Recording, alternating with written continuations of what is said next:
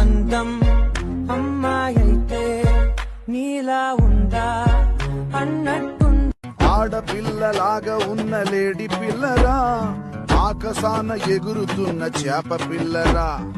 అసత్ కోపంలో ఎందర్రా, ముక్కు మీద కోపం ఉన్న తిక్క పిల్లరా, ముక్కు సూటి మాటలాడుకో. సాంప్రదాయిని సుప్పిని సుగ్గ పూసని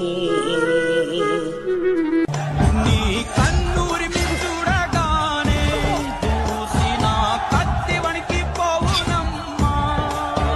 తిరుగణనాథ దిద్దిద్దై తిరుగణనాథ దిద్ది